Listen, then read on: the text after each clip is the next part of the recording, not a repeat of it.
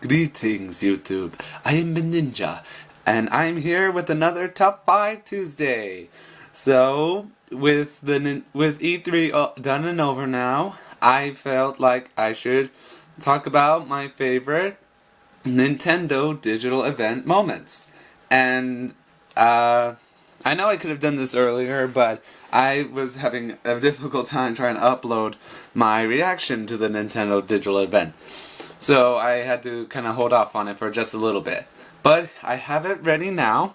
So, if you want to see the Nintendo digital event, my reactions to it, then you can just go ahead and go to my channel and check it out. I'll leave a link in the description. Alrighty. And so with that, we shall begin our top 5 Nintendo digital event moments.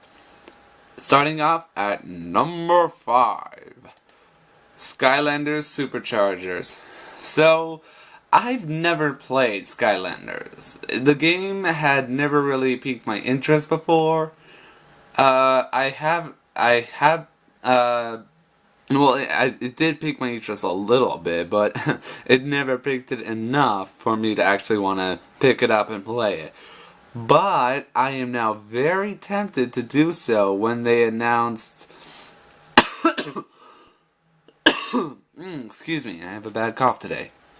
When they announced, I forget the Donkey Kong Skylander name, and Hammer Slam Bowser with his clown copter plane thing. I don't remember what that's called either, but I really like Bowser and Donkey Kong, and seeing them as Skylanders is pretty awesome. It's just because that they're not only Skylanders, that they're also amiibo, just with the just with the twist of the base. It makes it very interesting and so amazing that it works as both Skylander figure and amiibo, and you can just jump in between both modes of the figure, which makes it really cool. So this really makes me want to pick up Skylanders Supercharger. And with that, we shall move on to number 4, Super Mario Maker.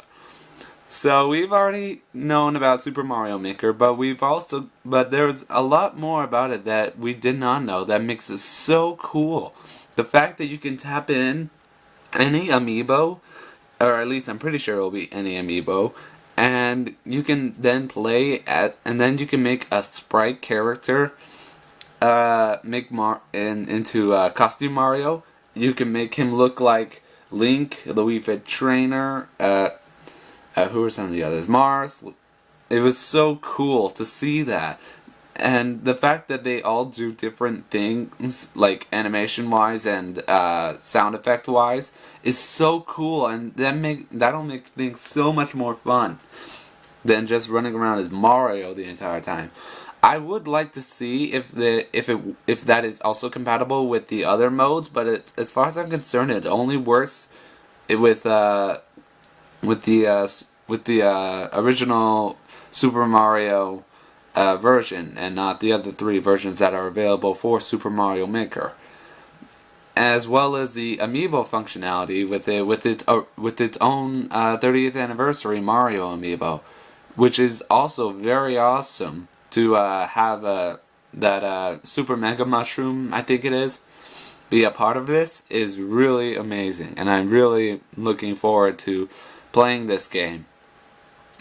But this isn't the end for number 4, since this is moments. I felt like this moment should be technically considered part of the Super Mario Maker, which is Let'sSuperMario.com.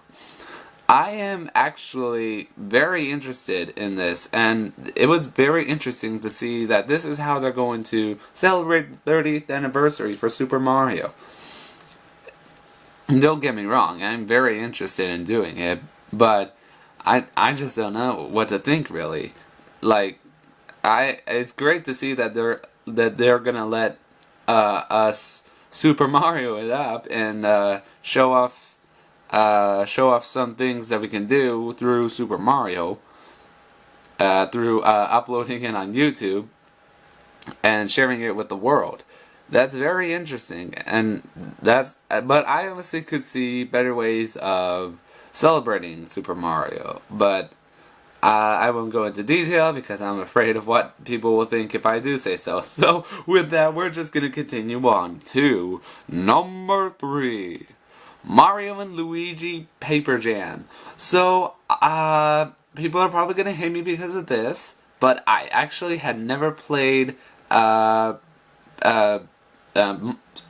Mario. Sorry, I was blanking on how the name was titled. I have never played a Paper Mario game. I'm sorry if you hate me for this, but I never really got into the idea of it. But I did play a bit of Mario and Luigi Dream Team. Really, it was, I played demos, I played the demo of it, and my friend let me play it once in a while with him, but besides that, I really haven't played all of Mario and Luigi Dream Team. So, but I have more experience with that than Paper Mario, obviously. So when I saw that they're doing a crossover when we saw that we were doing a crossover of these two games, that really piqued my interest because I know people love Paper Mario, and I did enjoy Mario and Luigi Dream Team for what I did do. So it's very interesting to see them do this and to see all the new stuff like the Papercraft Mario. That's pretty cool looking, and I'm very excited to actually pick up this game and try it out. And so with that, we move on to number 2. Fire Emblem Fates. Yes, yes, yes, yes. I love Fire Emblem. I'm still trying to get through Fire Emblem Awakening. I've reached a point in the game where I'm having kind of a difficult time beating it, so it'll take me a bit to actually finish.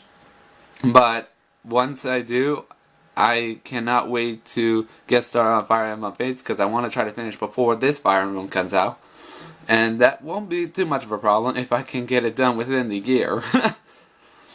But yeah, I love the concept for this Fire Emblem game, which to be able to choose your path in either staying loyal to the family that raised you or going back to the family who is your bloodline and who you should have grown up with.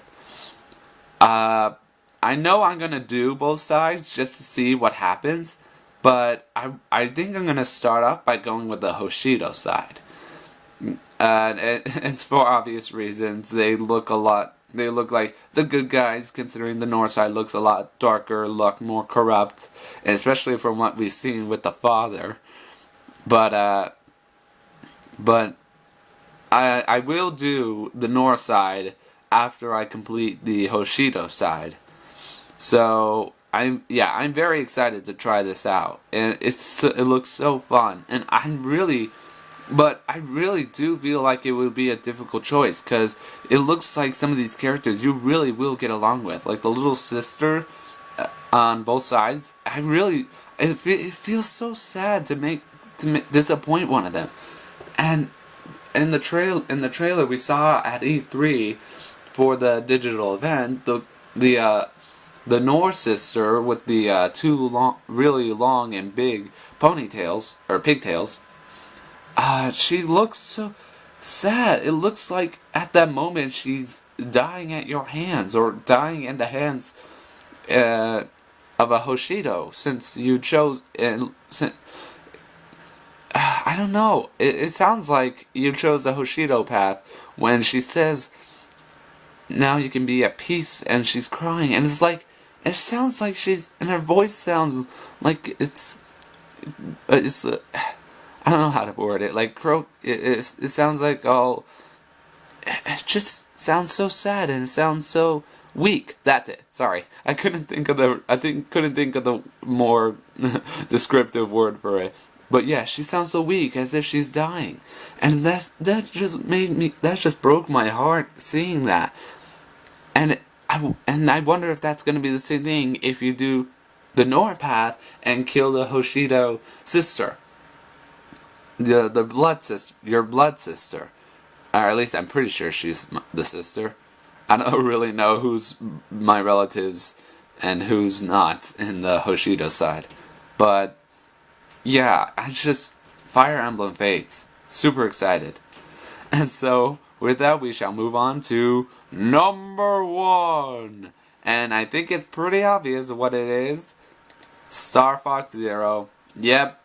If you've seen my reaction, then you'll know how big of a Star Fox fan I am. And so finally getting gameplay and seeing the trailer and getting the official title for this game really was exciting for me.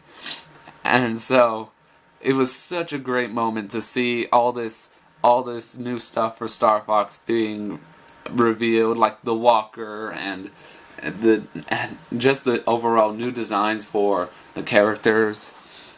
And what made it even better was the Muppets. The Muppets are amazing. I want that Fox Muppet. I would buy that if that was to go on to eBay or whatever. I would buy that in a heartbeat. And so I am very excited for Star Fox Zero, and everything about that game is so enticing for me right now, especially having Star Wolf return. I actually found out this through a tweet. I can't remember specifically who the guy was, but he is part of the production team for Star Fox Zero, and he does confirm that Star Wolf will be back. As we already seen, Pigmon's back, but we got the confirmation that Star Wolf itself will be there. So Wolf will return. Leon will be there. Maybe Panther. I'm not sure exactly who Star Wolf-wise will be there, but definitely Wolf and Leon at least. And maybe Andrew. I'm not sure. But yeah, I'm very excited for Star Fox Zero and to see what it has in store. People are hating on it because of the Corneria stage, but I honestly think that shouldn't mean anything, because the Star Fox Zero Corneria stage does have its differences. Sure, it's pretty much the same when it comes to like the layout and such, but there's so much that is also different about it too that I've seen. And people are just taking that one part of the game and they're just automatically assuming that it's going to be a bad game in general. I mean, I think the reason why they're doing the Corneria stage is to make it look like, and it's to make it feel like you're playing the original game again. I think it's supposed to be like a nostalgia stage for veteran people like me who have played Star Fox before, whether the original 64 or the remake of the 3DS or whatever. I really feel like that's what it's for. I don't feel like the entire game is going to be another thing, because like even not Masahiro, sorry, I'm thinking Smash Brothers, Miyamoto, Mr. Miyamoto, was even saying himself that that is not a remake and that it's not a sequel or a prequel. It is a new Star Fox game. Sure, there might be some things that are the same, like I said, the Corneria stage, but besides that, there's really, I think this is going to be a new game, and that this game is not going to disappoint. But yeah, so with that, thanks for watching. What are you guys' thoughts on my top 5? Is there stuff that you felt like should have been on this list? If so, let me know. Also, what did you guys think of some of the things that happened What do you guys think of the Star Fox Muppets? What do you guys think of all these announcements that have happened? Let me know in the comments below. And with that, arigato and goodbye.